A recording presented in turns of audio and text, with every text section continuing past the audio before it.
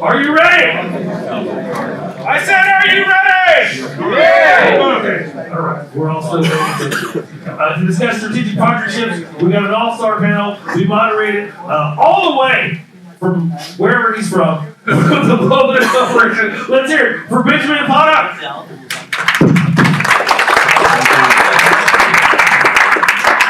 Drop the mic for him. All the way from Berlin, Germany. It's not that far. Not that far from there. So thank you for coming to the last panel of today. So we're gonna be quick, so we're all out here before 4:20, right? That's the big goal. That's the goal. Yeah, my name is Benjamin Paddock. I work for a company called Boba. You might or might not have heard of it. It's we're a producer of these little small unification pouches. And we are really like a small, medium company from the Midwestern United States, and we would not be able to participate in this global market space if it wasn't for the partnerships that we have across the globe. So we're a small company, 30 people, and cannabis just happened to us. So we're originally from the cigar industry, and our product, what it does is you throw it into any type of closed container, and it will just keep the humidity stable at a high level. For cannabis, the highest possible level would be under 65%, so we have a 62% solution. This little pouch would give and remove moisture at the same time. It's all natural based on osmosis. And it just happened to be fantastic for cannabis because when it dries out, you lose all the terpenes. If you sell flower that's too dry, you lose money. If it's too moist, you lose everything to mold. And we just heard that mold is one of the worst things that can happen. So, and now we sell to companies like Aurora in Canada, and it's fantastic, and all over the globe, here in Switzerland and Europe.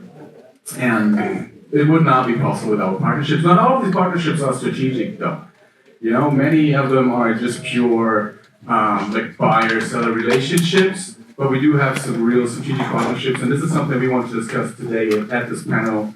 And I just want to have like a first quick round of introduction of everybody, just going like right to left, please. My name is Marco. I run a company called High Life Media. We're located in Zurich, Switzerland. So it took me 20 minutes to get here, so it was quite comfortable. We do everything marketing related. We have more than 20 million followers on social media. We have different websites, and we help companies in the cannabis industry to find a reasonable and transparent way to promote their products because the cannabis industry is still heavily restricted by Google, Facebook. You can't run ads, so you have to find other ways to get the word out and get exposure, and we help with everything that's needed for that. Hello, everybody. Good. Hello, everybody. I now want to be Marco because he's got more followers and better looking. My name is Clinton Young. I'm the president of Company X, which is made up of two companies called Greenology and Swiss Hemp Care. We do everything with CBD from seed to sale. And I am also the co-founder of the Lost Organization, which is a mental health group based in Hamilton, Ontario, Canada. And it's a 2,500 square foot facility, 250 square meters, that gives back to the community for free. If you're struggling, we help you with, we do free yoga classes, Reiki, peer-to-peer counseling, group sessions, and then also all the way up to TED Talks. So that's me in a nutshell. My name is Brad Wyatt. I am CEO of CBD Global Sciences. We're based out of Denver, Colorado. Started in 2014-15 as a farm, Strasburg Farms, just east of the DIA airport there in Colorado, and started to see the compression of the market already. You know, when we started out, we saw prices of $700 per pound to grow CBD enriched biomass, and now we're down around the $50 to $60 per pound for a good 10 to 12% CBD biomass. So very quickly we saw that going vertical was going to be a very strategic move. We launched our first brand, which is still with us, Canna Oil, and now we have a sports wellness brand called Athix. If you open up your insert, you'll see Athix. It's You've got hydration, you've got lotions, topicals, all sorts of things that are going to help you out when you're trying to push out that last mile as a marathon runner or whatever it is that might ail you as you're trying to exercise. So yeah, we're going to be going public on the CSC in 3 weeks. So knock on wood. Here we go. All right, thank you all. So let's talk about strategic alliances per se. So what type of strategic alliances did you have that you, well, if they're not valuable, they wouldn't be strategic. Yeah, that's obvious. But what are the most outstanding strategic alliances that you guys have, or maybe have had in the past? Just an open question. For me, when it comes to just strategic partnerships or strategic alliances, it's not, per se have, it's what you kind of want to look for. So I've had in the past terrible strategic partnerships in Canada, things that have absolutely imploded the board. I've seen everything over the 12 years that I've been over in Canada. Moving forward in a positive manner of strategic partnerships, what you want to look for and what you're looking for is to not only stay within your own country, but to look outside and to work with other countries. To work with people who have missing components that your company may bring to the table. And you got to also look at who they are as people. Do your personalities, do your moral compasses all come aligned? Because when you're involved with these people, you're not just involved with these people sometimes for 3 to 6 months when it comes to purchasing like products.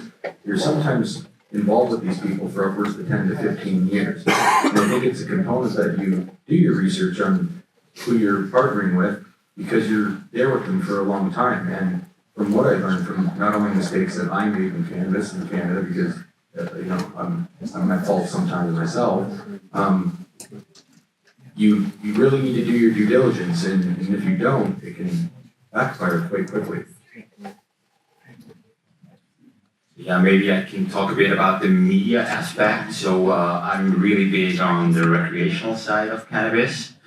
And that's why recently I partnered up with a big medical cannabis network so that we can cover the medical side, the recreational side. And for me, it's also important that the information that we put out, that we have a good background, that what we post or what we share or the articles that we write, that it's legit. And when it comes to the medical side, that's an aspect that I miss, or that I'm not there where I want to be. So I'll make sure that I work with this medical group. It's run by doctors, and it's really legit, and they also give me more knowledge, more power, and it makes it look better. And I think it's just, we always look out for partners that can leverage what we do, but we also want to leverage what they do. So you always want to look for these synergies, that's... And you felt the need to go to the medical side?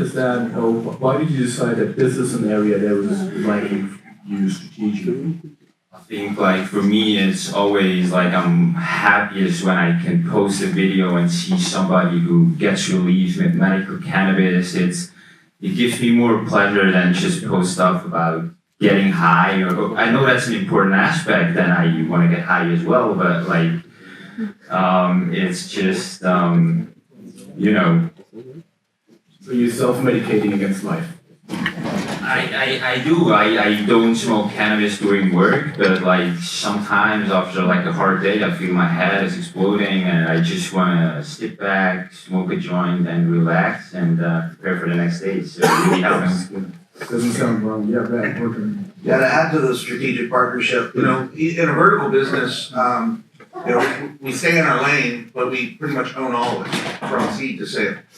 But for me, strategic partnership is bringing in like the larger retailers that have never done this in the U.S. before. I mean, we're talking a lot of name brands that they're kind of waiting on the sideline to see what the FDA is going to do. Others are already moving into the topicals.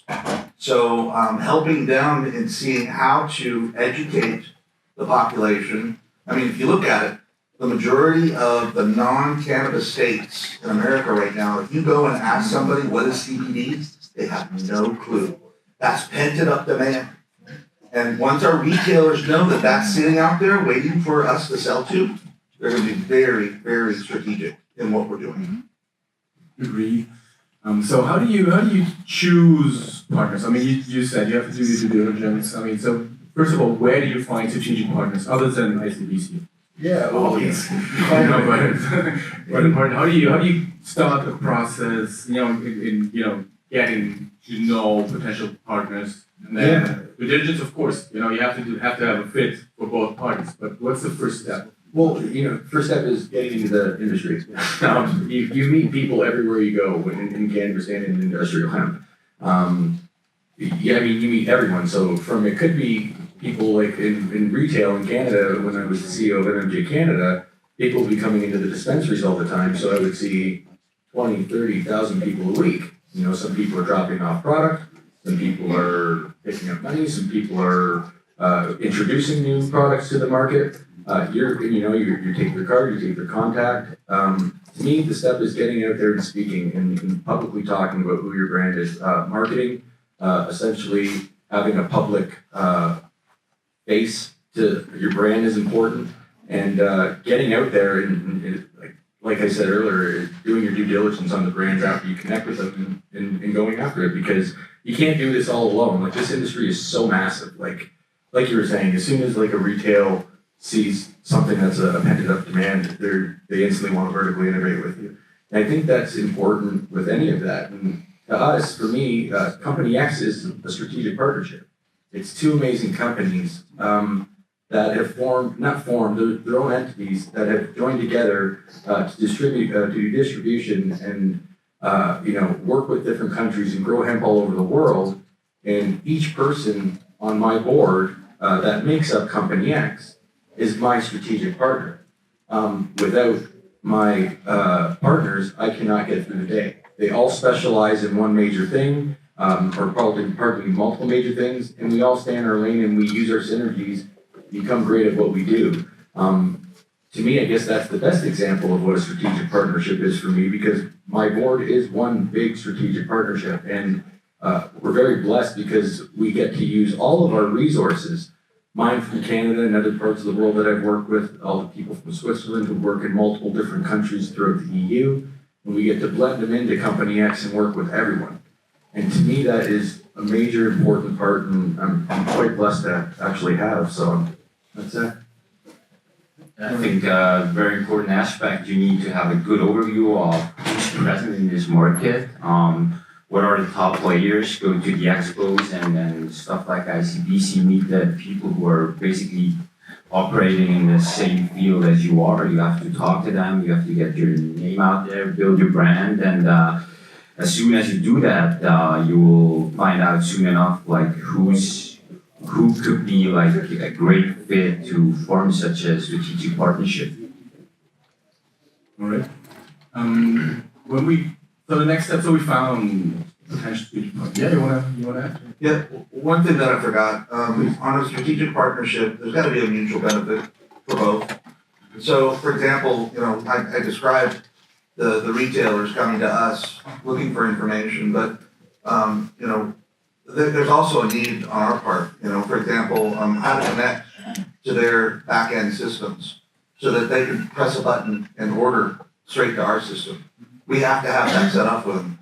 UPC on the actual product itself, so that it meets all of their standards. We have to lean on our strategic partner just like they're going to lean on us. So it's a two-sided road. So when you say, how do you go look for them? It's a need, and then they usually will come with the same kind of need once you introduce yourself as, hey, this is what I have to offer you. I agree. I can add one example. So we are selling to a company that is in FMCG, so fast-moving consumer goods. And of course, this is just a buyer-seller relationship that we had in the beginning, but we help them keeping their product in perfect condition. At the same time, this is a super highly automated industry. It has new challenges for us, to not our product per se, but the way we deliver these products, that it has to go into fully automated machineries at high speed, for instance. And this partnership now brings us into a position to actually go after more markets. And of course, and this is probably what you mean with beneficial, mutual benefit, in these type of things. So totally agree on that. what would you think were like the most valuable strategic partnerships that you have so far? This can be highly, individual, of course, but it's maybe not just for everyone, but it's. It's weird, like from the past, and this kind of sounds weird because he's sitting up here. One of my biggest strategic partnerships was Boveda. When I ran retail in Canada, we had major issues with the cannabis staying fresh. And I think all of the cannabis industry in Canada that was on the retail side could have agreed with that. Like as he said, terpenes dry out, flavor disappears, THC levels drop and or rise, cannabinoids disappear. And it was a major issue for our brand at one point, and it was actually affecting everything from the way we were growing. We were trying different styles. We didn't know what to do. And then from packaging, we were trying different packaging and spending money there. And then, it gets to a point where you're losing sales. You need to do something. And we started working with Boveda, and we were purchasing many, many amounts of packs of Boveda because I had 11 stores across Canada, and about 65,000 because we were represented as a medicinal cannabis brand, wellness patients. And as soon as we started putting the Boveda packs into our cannabis, it would keep it fresh for at least an extra couple weeks at a time to preserve the cannabis that we were giving to patients that needed the most high-end quality, because that's what MMJ Canada was known for. Was we specialized in having the top quality in Canada.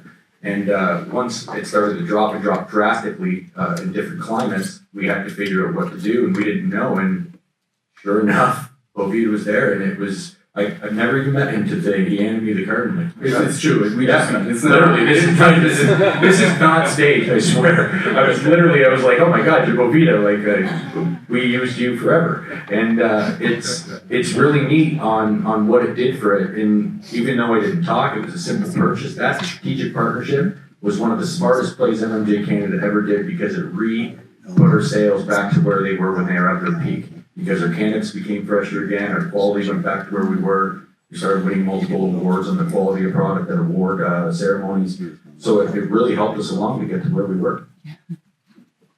To give you an example, I have a partnership with a company called Wick & Mortar. They are based in America, and they're one of the leading branding agencies in the cannabis space. So a couple months ago, we posted a video they created, and the video reached like 3 million people within a week. The CEO hit me up and was like, "Thank you very much for the viral video.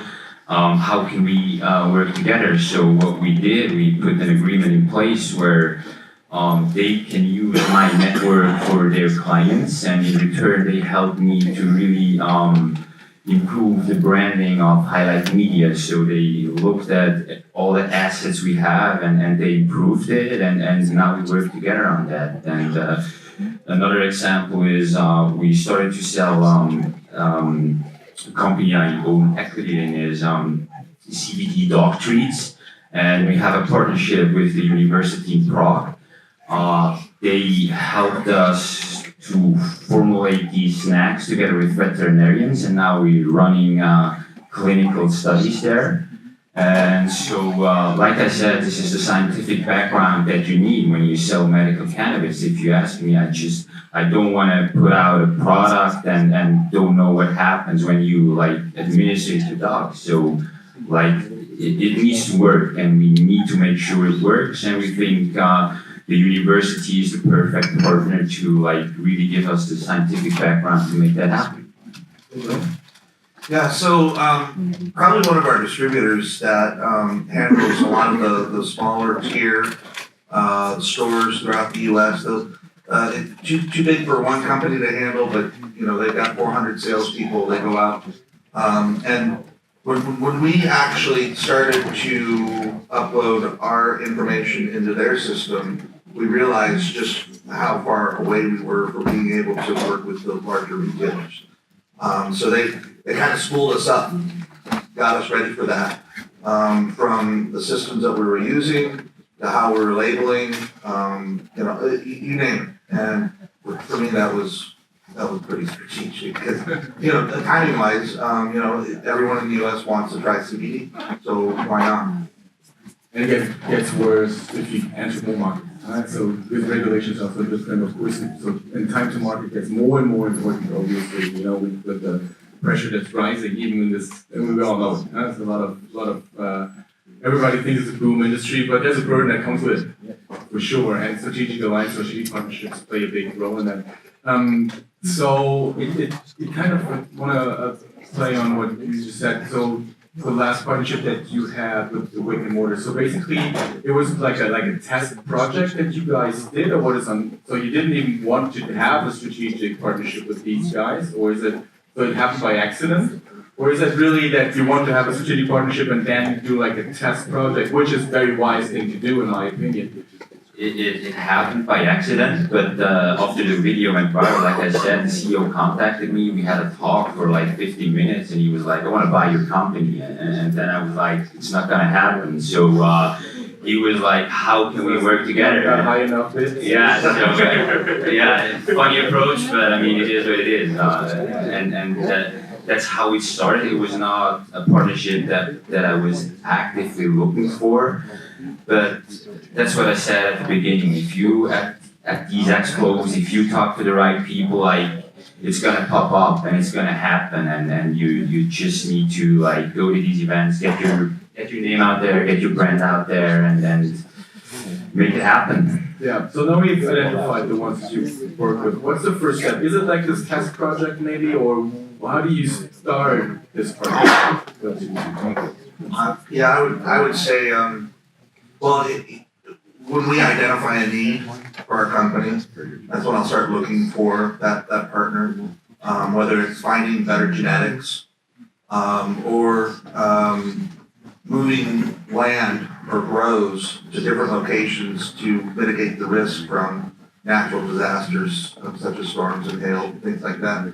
So those are all opportunities, much like what we're all here together, we're networking, but that's where you find people that may have something of interest, and you never know what they're going to come up with, because they may have a need on their side that you can fill pretty quickly.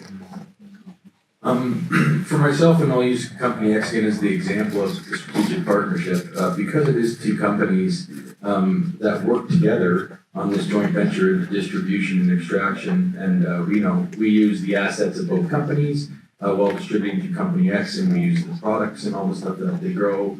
And to me, having two different companies working together and using the specialties of each person is important. But when it started off slowly. It was conversations, friendly banter, and then you get more serious as time goes on and you start learning more and more about these people, and then you take this next step forward. But I think it's important that, again, you do your due diligence when you get into bed with these people, because it could be for a very long time.